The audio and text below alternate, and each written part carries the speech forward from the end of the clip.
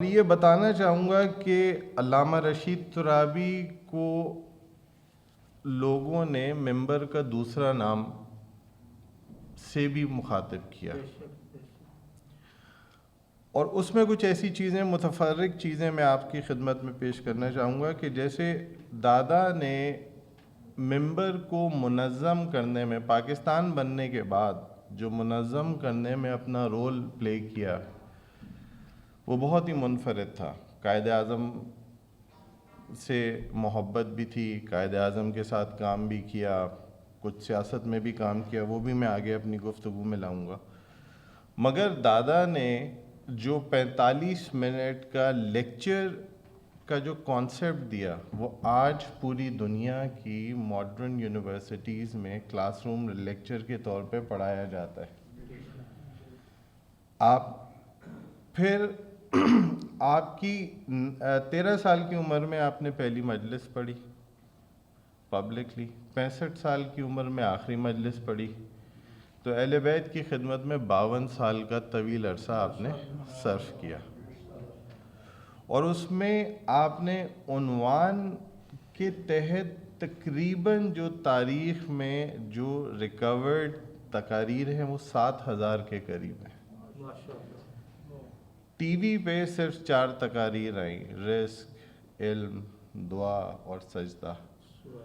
اور عنوان کے طور پہ عنوان کو پھر قرآن سے، اور قرآن کو پھر احادیث سے، اور احادیث کو پھر منطق سے، اور پھر واقعہ کربلا سے، پھر ادب سے، پھر شعر سے جوڑنا شروع کیا۔ اگر پاکستان بننے کے بعد غالب کی فارسی شاعری اقبال کو زندہ رکھا، یا اس کے بعد اقبال کے بعد میر انیس کو، تو اس میں علامہ رشید ترابی کا بہت بڑا کردار ہے۔ اور یہی نہیں کہ اساتذہ کی طرف ہی رجوع کیا، ایک ہمارے، میں ابھی آپ کا بینر دیکھ رہا تھا زیدی صاحب، اختر چنیوٹی کا ایک بڑا مشہور شعر تھا جو آپ نے درج بھی کیا ہوا ہے، وہ دادا نے پڑھا تھا ممبر سے، اور ان کی لائبریری میں برٹینیکا بھی موجود تھی۔ مثلا رزق کی مجلس کا حوالہ یہ بنتا ہے کہ جب آپ گئے ریکارڈنگ کے لیے تو ٹی وی کے جنرل مینیجر نے کہا کہ آپ رٹی رٹائی تقریر پڑھتے ہیں، اور آپ کا اس میں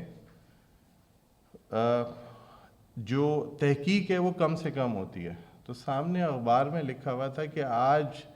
امریکہ نے 10 لاکھ ٹن گندم بہا دی، انہوں نے کہا اس کو موضوع بنا کے پڑھیں گے ہم،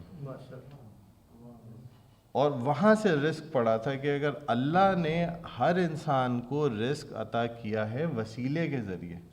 اگر کوئی اس وسیلے کو غرق کرنا چاہتا ہے تو اس میں آپ اللہ تعالیٰ سے سوال نہیں کر سکتے۔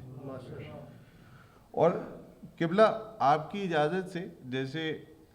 کراچی میں مرکزی جلوس کی ابتدا کی، نشتر پارک کا ممبر جس طرح اس کو وضع کیا، پھر مومنین کی طرف سے اس بندر روڈ پہ آگے ظہرین کی نماز ہوگی سڑک پہ،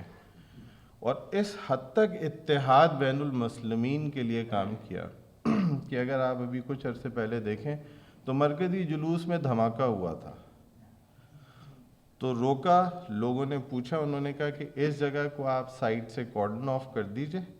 جلوس نہیں رکے گا امام کا، ریسکیو ورک کرنے دیجئے۔